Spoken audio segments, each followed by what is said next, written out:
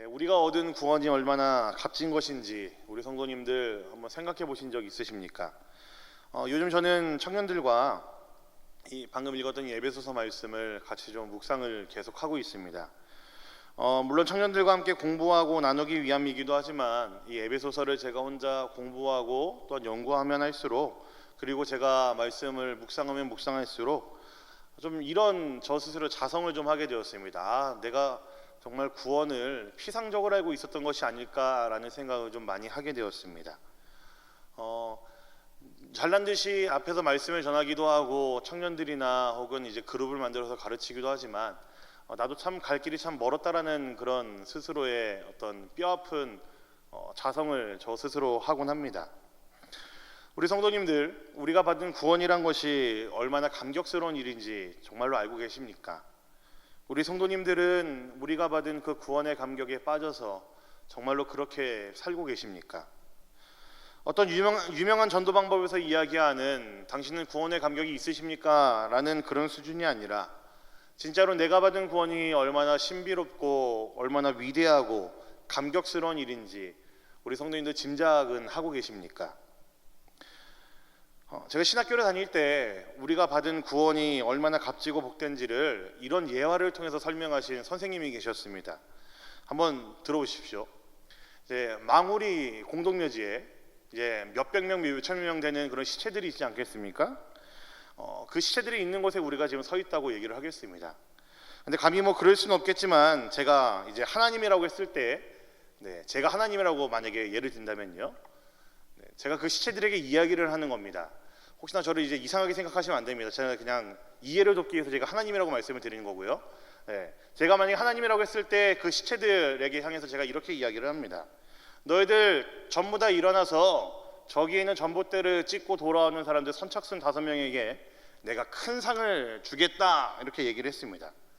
이렇게 이야기를 하면 이제 시체들은 어떻게 되겠습니까? 전부 다 벌떡 일어나고 이제 축제 살자 전봇대로 달려가겠죠. 자, 이런 일이 일어난다면은 과연 제가 하나님다운 일을 한 것이 무엇이겠습니까? 지금 제가 말씀드린 이야기들 중에서 저를 하나님이라고 했을 때 제가 참으로 하나님다운 일을 한 것이 과연 무엇이었습니까? 그리고 그 누워있던 시체들이 접했던 가장 즐겁고 가장 복되고 가장 기뻤던 이야기가 무엇이었겠습니까? 전봇대를 찍고 돌아오는 선착순에게 큰 상을 주겠다는 이야기일까요? 아닙니다. 혹시나 그렇게 생각하고 계신 분이 있었다면 아차 싶으시겠죠. 아닙니다. 이들의 상태가 처음에 뭐라고 말씀드렸었습니까? 시체였다고 말씀드렸습니다. 시체는 어떤 특성을 가지고 있죠? 아무 활동도 할 수가 없고 들을 수가 없고 움직일 수가 없습니다. 생각조차 할 수가 없는 것들을 시체라고 그러죠. 그런데 이 시체들에게 있어서 가장 즐겁고 복된 소식이라고 한다면은 들을 수가 없고 아무런 활동조차 할 수 없던 그들의 귀에다가 하나님인 제가, 말이 좀 이상하네요, 하나님이 일어나라라고 얘기를 했고 저 전봇대까지 뛰어갔다 오라고 명령을 했다는 것이 정말로 그들에게는 복된 소식이죠. 제가 하나님으로서의 능력을 아주 확고부동하게 보일 수 있었던 가장 첫 번째 모습은 아무도 움직일 수 없었던 그 시체들, 스스로도 움직일 수 없었던 그 시체들에게 얘기 한마디로 그들의 귀에다가 좋은 소식을 들려줌으로써 그들을 소생케 하고 움직이게 할 수 있었다라는 것, 이것이 바로 하나님이 할 수 있는 능력 아니겠습니까? 좀 말도 안 되는 상상을 하고 말도 안 되는 이제 비유를 드리긴 했지만요, 우리가 얻은 구원이 마치 이것과 같습니다. 시체들이 일어나 전봇대를 향해서 죽자 살자 뛰어 달려간 것은 사실 나중 문제입니다. 우리가 지금 사실은 굳이 생각 안 해도 됩니다. 그보다 먼저 우리가 집중해야 할 것은 우리에게 허락하신 구원이란 것은 시체 같았던 우리를, 이미 죽은 우리를 불러내신 것, 그리고 그런 우리를 저 전봇대를 보고 향해서 뛰어갈 수 있게 하신 것, 바로 그 자체에 있다라는 것입니다. 얼마나 대단한 하나님의 능력입니까? 시체였던 우리들을 일으키셨고 시체였던 우리들의 귀에다가 예수 그리스도의 그 아름다운 복음을 들려주셨고 아무것도 할 수 없었던 우리의 마음 가운데에 예수를 믿고 의지할 수 있는 그 능력을 우리에게 부어주셨다는 이야기입니다. 그래서 오늘 말씀에서 사도 바울은 이렇게 이야기를 합니다. 오늘 말씀 1절을 같이 한번 보도록 하겠습니다. 1절입니다. 보겠습니다. 시작. 그는 허물과 죄로 죽었던 너희를 살리셨도다. 죽을 뻔했던 이 아닙니다. 죽을 것 같았던 이란 표현도 아닙니다. 뭐라고 얘기하고 있습니까? 죽었던이라고 이야기하고 있습니다. 완료입니다. 이미 시체가 됐었던 우리들에게 사도 바울이 얘기하고 있는 것은 시체였던 우리들을 하나님께서 살리셨다라고 이야기를 하고 있습니다. 오늘 말씀 2절과 3절도 한번 같이 보도록 하겠습니다. 오늘 말씀 2절 3절입니다. 보겠습니다. 시작. 그때에 너희는 그 가운데서 행하여 이 세상 풍조를 따르고 공중의 권세 잡은 자를 따랐으니 곧 지금 불순종의 아들들 가운데서 역사하는 영이라. 전에는 우리도 다 그 가운데서 우리 육체의 욕심을 따라 지내며 육체와 마음에 원하는 것을 하여 다른 이들과 같이 본질상 진노의 자녀이었더니. 이 3절의 말씀이 바로 우리가 얼마나 철저하게 시체였었는지를 표현하고 있는 말씀들입니다. 2절에서 사용되어지고 있는 따르고라는 단어는요, 사실 그 원래 의미는 주의를 맴돌다라는 의미를 가지고 있습니다. 아마 우리 성도님들 정말 이해하기 쉬운 표현이라고 한다면요, 강강수 원리를 생각하시면 될 것 같아요. 강강수 원리를 하듯이 그 주위를 뺑글뺑글 맴돌고 있는 것입니다. 왜 그럴까요?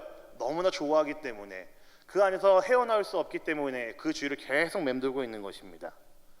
우리의 모습이 어떠했습니까? 죄와 허물 가운데 있었고 이 세상 풍조를 따라 살았고 공중의 권세를 잡은 통치자들에게 딱 붙어서 살았던 자들이 바로 우리였다라고 이야기를 하고 있습니다. 그래서 우리의 처지를 3절 말씀에서는 이렇게 이야기하고 있죠. 본질상 진노의 자녀라고 이야기를 하고 있습니다. 이것이 바로 우리들입니다. 시체와 같았고 죄를 버릴 수가 없는 삶을 살고 있었고 우리의 기질상으로도 본질로도 죄를 항상 찾기를 원했고 우리의 모습 그 자체는 진노의 자녀로서의 모습을 갖고 있었던 죽은 자들이었다라는 것이죠. 저는 청년들이랑 이제 얘기를 하면서 자주 하는 이야기가 있습니다. 우리 기독교 신앙에서 제가 청년들과 얘기하면서 좀 중요하게 얘기하는 것 중에 하나가 뭐냐면요, 첫 번째는 이런 겁니다. 신앙은 이제 균형을 좀 지켜야 된다는 이야기를 자주 합니다. 극단으로 치우치는 신앙은 굉장히 위험하고 굉장히 좀 다른 사람에게 큰 우를 범하는 신앙이라는 이야기를 자주 하고요.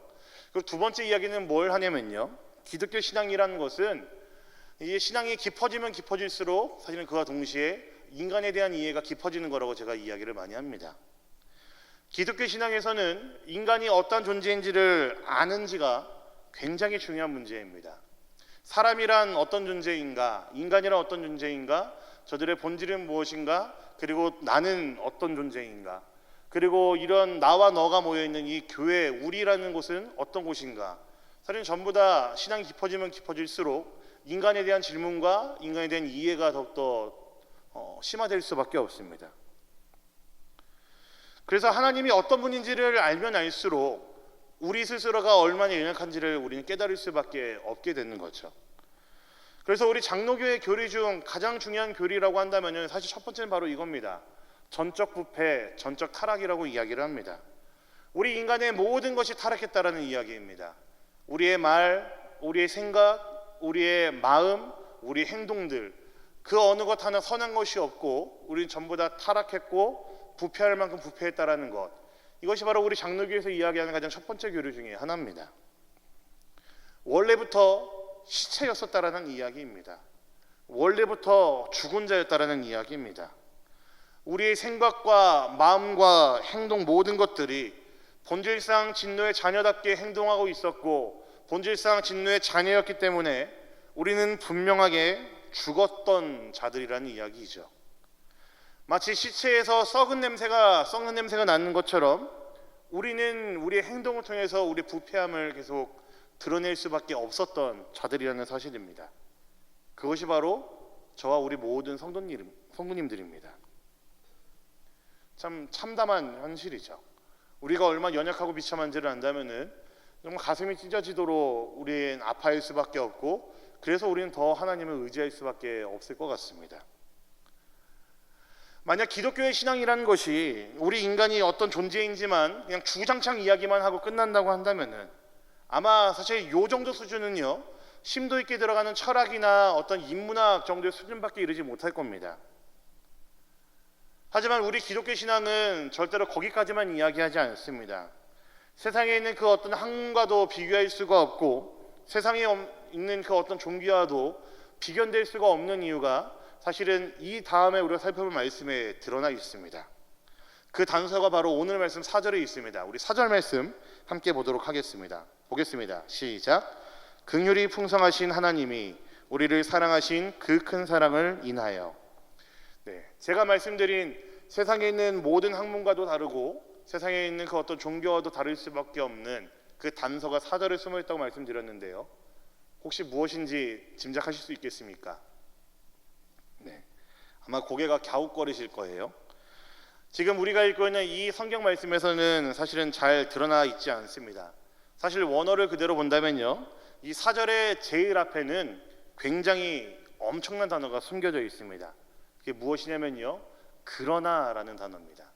그러나 하나님은 이라는 단어가 사실은 우리나라 말에는 번역을 안 했지만요, 이 앞에 숨겨져 있습니다. 세번역이라는 성경이 있습니다. 우리 그 성경을 한번 같이 보도록 하겠습니다. 세번역 성경 3절과 4절 말씀 이어서 한번 보도록 하겠습니다. 보겠습니다. 시작. 우리도 모두 전에는 그들 가운데서 육신의 정욕대로 살고 육신과 마음이 원하는 대로 행했으며 나머지 사람들과 마찬가지로 날 때부터 진노의 자식이었습니다. 그러나 하나님은 자비가 넘치는 분이셔서 우리를 사랑하신 그 크신 사랑으로 말미암아. 어떤 의미입니까? 그러나 하나님은 우리의 모습을 생각해 볼 때는 우리는 본질상 진노의 자녀이고 죽은 자이고 시체였고 썩은 내가 풀풀 나는 그런 소망이 없는 자였지만, 그러나 하나님은 거기서 우리를 살리셨다라고 이야기를 하고 있습니다. 우리의 처지가 진노의 자녀였고 시체였던 것, 거기에 두지 않으시고, 그러나 하나님은 그런 우리에게 말로 닿을 수 없는 은혜를 허락하셨다라는 이야기입니다. 엄청난 은혜죠. 우리가 얼마나 죄인이고 비참한 존재인지, 혹시나 불교나 다른 종교에 귀의해서 암중모색하거나 혹은 용맹정진한다면은 아마 어느 정도 그 가닥은 찾을 수 있을 겁니다. 아, 인간은 소망이 없구나. 아, 인간은 참으로 욕심이 많은 존재구나. 아, 인간에게는 정말로 그들 힘으로는 자력권할 수 없는 힘이 정말 요만큼도 없는 자들이구나 라는 것쯤은 아마 어느 종교를 귀의하든 어떤 철학을 깊이 파고들든 아마 조금이나마 그 단서는 잡을 수 있을 것 같습니다. 그러나 거기서 끝입니다. 더 이상 거기서 진전은 없습니다. 거기서 더 이상 희망을 발견할 수 없습니다. 우리 기독교가 말하는 구원은요, 그 정도 수준이 아닙니다. 하나님의 무한하신 사랑과 자비로우심, 우리를 향해 여기시는 불쌍히 여기심, 그 무한히 크신 그 사랑이 우리에게 있기 때문에 우리의 처지는 시체 같고 진노의 자녀 같지 모르겠으나, 그러나 하나님은 거기서 우리를 살리시고 건져내신 하나님이라는 이야기입니다. 오늘 말씀에서 하나님의 무한하신 자비와 사랑은 이렇게 드러납니다. 오늘 말씀 5절과 6절 말씀 함께 보도록 하겠습니다. 5절과 6절입니다. 보겠습니다. 시작. 허물로 죽은 우리를 그리스도와 함께 살리셨고 너희는 은혜로 구원을 받은 것이라. 또 함께 일으키사 그리스도 예수 안에서 함께 하늘에 앉히시니. 그리스도와 함께 살리셨고 얘기하고 있죠. 그리스도와 함께 일으키셨다라고 이야기하고 있습니다. 마지막으로 뭘 얘기하고 있습니까? 그리스도 예수 안에서 함께 하늘에 앉히셨다라고 이야기를 하고 있습니다. 시체였던 우리들을 그리스도와 함께 있게 만드셨다라고 이야기하고 있습니다. 더욱 놀라운 것은요, 우리에게 생긴 변화입니다. 3절에서는 분명히 우리를 뭐라고 표현했습니까? 진노의 자녀라고 표현을 했습니다. 그러나 6절 지금 말미에는 우리가 어디에 있습니까? 하늘 보좌에 앉아있는 자로 우리를 설명하고 있습니다. 굉장한 신분의 변화가 우리에게 일어났습니다. 아니, 신분의 변화보다 더욱더 본질적인 변화가 우리에게 일어났다는 이야기입니다. 원래 시체였던 우리들을, 썩는 냄새가 풀풀 나의 정상이었던 그 우리들을 하나님께서 불쌍히 여겨주셨습니다. 우리를 향한 그 말로 닿을 수 없는 불쌍함과 자비로우심, 긍휼하심, 사랑을 갖고 계셨습니다. 그리고 그런 우리를 위해서 예수 그리스도를 보내시고, 그런 우리가 더 이상 시체가 아니라 우리를 살리셔서 하늘 보좌에 이미 앉히셨다라는 이야기이죠. 하나님의 원래 계획은 시체였던 우리를 살리셔서 우리와 함께 있고 싶으셨던 것이 우리는 여기서 발견할 수 있습니다. 함께입니다. 얼마나 벅찬 단어일지 모르겠습니다. 그러나 하나님은 그리고 함께 우리와 있기를 원하신다라는 이야기입니다. 하나님의 마음이 오롯이 느껴지는 단어들 아니겠습니까? 하나님께서는 태초부터 우리와 함께 있기를 원하셨죠. 그 하나님의 마음은 이미 범죄하고 떠나서 죽은 것 같았던 우리에게 먼저 찾아오실 정도였었습니다. 이유는 간단합니다. 우리와 함께 있고 싶으셔서 하나님께서 우리를 찾아오신 것이죠. 그래서 우리가 너무나 잘 알고 있는 단어가 있지 않습니까? 예수님의 또 다른 이름, 우리가 성탄절에만 외치고 있는 그 이름, 예수님의 또 다른 이름이 무엇이죠? 임마누엘. 무슨 의미입니까? 하나님이 우리와 함께 계시다. 하나님의 마음이 너무나 많이 반영되어 있는 단어 아니겠습니까? 우리가 받은 구원이 이렇습니다. 얼마나 치밀합니까? 얼마나 분명하고 얼마나 확실합니까? 그러니 구원에 있어서 우리가 하는 일이 없다라고밖에 우리는 말할 수밖에 없습니다. 혹시나 우리 성도님들 중에 오해하는 분 있으시다면은 오늘 그 오해를 거두십시오. 내가 결단했으니까 믿은 거지. 내가 내 발로 교회를 걸어왔으니까 믿은 거지. 우리 안에 숱한 그 잔소리에도 불구하고 내가 믿고 싶을 때 믿었으니까 내가 예수 믿은 거 아니야? 이런 말을 아마 하는 분도 있을지 모르겠습니다. 그러나 절대 아닙니다. 오늘 말씀 8절과 9절 말씀 보면 또 이렇게 이야기를 합니다. 오늘 말씀 8절 9절입니다. 보겠습니다. 시작. 너희는 그 은혜에 의하여 믿음으로 말미암아 구원을 받았으니 이것은 너희에게서 난 것이 아니요 하나님의 선물이라. 행위에서 난 것이 아니니 이는 누구든지 자랑하지 못하게 함이라. 우리의 힘으로 한 것이 아니고 우리의 결단이 아니고 하나님의 선물이라고 얘기하고 있습니다. 문제 하나 내보겠습니다. 우리의 구원은 믿음으로 받을까요? 은혜로 받을까요? 지금 두 단어가 계속 나오고 있습니다. 정답은요, 은혜로 받는 것이 우리의 구원이죠. 믿음은 하나님이 우리에게 허락하신 그 은혜에 대한 우리의 반응일 뿐입니다.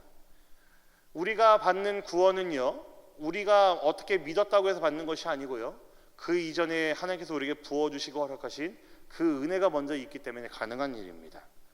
그래서 우리의 구원을 방금 사도 바울은 선물이라고 이야기를 하죠. 내가 무엇인가를 더 해서가 아니고, 내가 더 착해서가 아니고, 내가 무엇인가 많이 해서가 아닙니다.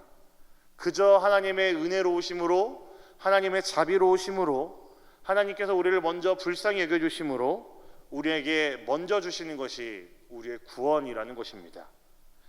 가끔 우리의 신앙이 너무 미지근하게 느껴질 때가 있지 않습니까? 아마 지금 그런 마음이 있으신 분들이 있을 거라 생각을 합니다. 가끔 우리의 신앙이 너무나 맥없이 유지되고 있다고 생각하는 분들도 있지 않으십니까? 아마 분명히 우리 가운데 그런 분들이 있겠죠.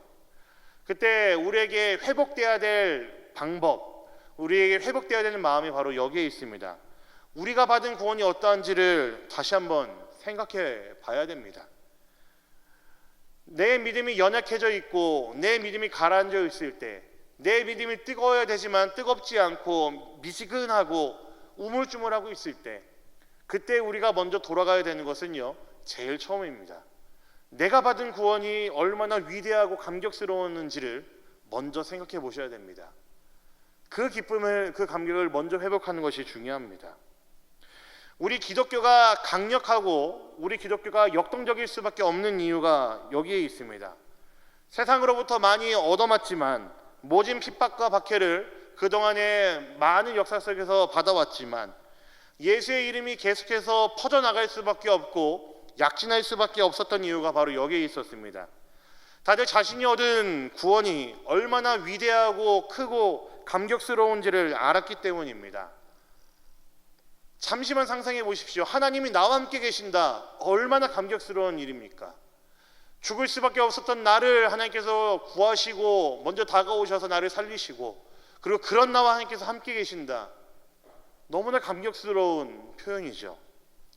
혹은 하나님이 나를 이미 하늘 보좌에 앉히셨다. 이 또한 얼마나 감격스러운 표현입니까? 얼마나 우리의 가슴을 뜨겁게 해주고 우리를 가만히 있을 수 없게 만드는 신앙의 표현들 아니겠습니까? 비록 이 땅 위를 우리가 살아가고 있고 걸어가고 있지만 우리의 소망이 이 땅에 있는 것이 아님을 분명히 알게 해주지 않습니까? 우리에게 허락하신 구원이란 것이요. 그러니 사도행전에서 바울과 실라는 감옥에서조차도 하나님을 찬양할 수 있었던 건 아니겠습니까? 그동안의 교회의 역사에서 등장했던 무수히 많은 우리의 선배들 또한 이 감격이, 이 기쁨이 있었기 때문에, 충만했기 때문에 그 일들을 감당할 수 있었던 것 아니겠습니까? 우리가 받은 구원을 다시 한번 생각해 보십시오. 얼마나 놀라운 하나님의 일하심인지. 우리의 신앙이 미적거릴 수 없고 힘없이 흐물거릴 수가 없습니다. 마지막으로 오늘 말씀 10절 말씀 함께 보도록 하겠습니다. 10절입니다. 보겠습니다. 시작. 우리는 그가 만드신 바라 그리스도 예수 안에서 선한 일을 위하여 지으심을 받은 자니 이 일은 하나님이 전에 예비하사 우리로 그 가운데서 행하게 하려 하심이니라. 하나님께서 우리에게 구원을 허락하신 것은 첫 번째는 함께 우리와 있고자 하심이었습니다. 그리고 한 가지 더 이유가 지금 읽은 말씀에 나와 있습니다. 하나님 우리를 구원하신 이유, 두 번째 이유가 뭐일 것 같습니까? 우리로 하여금 선한 일을 하게 하시려고. 하나님 아버지의 영광이 상실된 이 땅 위에 거룩함이 없는 이 세상에서 하나님의 백성다운 자로 살아갈 수 있도록 하기 위해 하나님께서 우리에게 구원을 베푸신 것입니다. 종종 이 선한 일이라고 한다면은 교회에서의 활동만 생각하는 경우가 많이들 있죠. 선한 일을 얘기하면은 봉사 많이 하라는 거구나. 전도 많이 하고 선교 열심히 다니라는 거구나. 이렇게 생각하실 때가 많이 있습니다. 그러나 오늘 말씀에서 이야기하는 선한 일은요, 단순히 우리가 교회에서 할 수 있는 활동들, 종교적인 열심만을 이야기하는 것이 절대로 아닙니다. 정말로 선한 일입니다. 좋은 일이고 착한 일을 하라는 것입니다. 하나님이 만드신 이 창조 세계 안에서 책임감 있고 성실하게 사는 일들 전부 다를 얘기할 때 선한 일이라고 이야기를 합니다. 그래서 저번 주일에 환경보호 캠페인 영상이 끝나고 난 다음에 조인수 목사님께서 설교 전에 하신 이야기가 있죠. 환경보호에 동참하는 것도 우리가 해야 되는 일이고 우리가 반드시 해야 되는 우리의 책임과 의무라고 아마 이야기를 하셨을 것입니다. 선한 일입니다. 하나님이 창조하신 이 세상에서 우리를 살아가게 하셨고 우리에게 막중한 의무를 주셨습니다. 바로 하나님이 창조하신 이 세상을 우리가 아름답게 가꿔가는 것, 보호하는 것, 우리 모두가 해야 되는 선한 일입니다. 우리가 그리스도인으로서 분리수거를 잘하는 것, 이것도 선한 일입니다. 우리가 음식물 쓰레기를 버릴 때에 귀찮다고 봉지째로 버리지 않는 것, 봉지는 반드시 분리해서 버리는 것, 선한 일입니다. 정의와 공평을 위해 사는 것도 선한 일입니다. 우리 주변에 있는 연약한 자들과 이웃을 돌보려고 살피고 그들을 보살피는 것, 선한 일입니다. 하나님께서 이 땅을 살아가는 우리들에게 원하시는 일들이 바로 이것입니다. 하나님 창조하신 이 세상에서 이 하나님 창조하신 이 세상을 우리가 바라보면서 올바르게 다스리고 책임감 있게 살아가고 또한 성실하게 살아가는 것, 우리에게 요구하시고 우리에게 맡기신 선한 일이 바로 이것입니다. 우리의 구원은요 절대로 피상적이지 않습니다. 그냥 내가 예수 믿었으니까 난 구원 받았네 라는 정도의 차원에서 그치는 것이 절대로 아닙니다. 이 구원의 감격은 내 삶을 변화시킵니다. 내 삶의 뜨거움을 허락하고 내 삶의 감격을 허락합니다. 그래서 내가 어떻게 살아야 되는지를 알게 하고 내가 하나님 앞에 어떻게 바로 서야 되는지를 우리에게 알게 합니다. 얼마나 신비로운 이야기입니까? 하나님께서 시체와 같던 나를 불쌍히 여기셔서 하나님은 자비로우심으로 나를 살리셨는데 그 구원하심이 우리가 이미 하늘버저에 앉혀 있다는 것에만 그치는 것이 아니고 거기서 그치지 않고 그 기쁨과 감격으로 이 세상을 선하게 살아가게 한다는데 구원의 기쁨이 있고 구원의 신비가 여기에 있다라는 이야기이죠. 이 땅에서 하나님이 원하시고 맡기신 그 선한 일들을 할 수 있는 그 원동력으로 우리의 구원을 삼으셨다라는 이야기입니다. 사랑하는 우리 성도님들, 우리가 얻은 구원을 다시 한번 생각해 보시길 원합니다. 우리의 힘으로 얻은 것이 아닌 참으로 아름다운 하나님의 선물입니다. 세상에는 그 무엇과도 비교할 수가 없는 참으로 아름다운 하나님의 선물입니다. 이 구원의 감격에 더욱 깊이 빠지는, 더 기뻐하시는 우리 모든 성도님들이 되시기를 간절히 소망합니다. 그리고 이 구원의 감격이 우리의 모두의 삶을 송두리째 바꿀 수 있는 놀라운 역사가 있기를 간절히 소망합니다. 이 구원의 은혜를 깊이 깨달은 사랑하는 우리 성도님들, 이 세상을 살아갈 때에 참으로 멋있고 아름다운 그리스도인, 참으로 다른 사람들로부터 착하다, 참하다는 칭찬 들을 수 있는 그런 그리스도인, 정말로 하나님 보시기에 기쁘시고 하나님 보시기에 마음에 쏙 드는, 마음에 합한 그런 그리스도인들이 되시기를 우리 주님의 이름으로 간절히 부탁드리겠습니다. 아멘.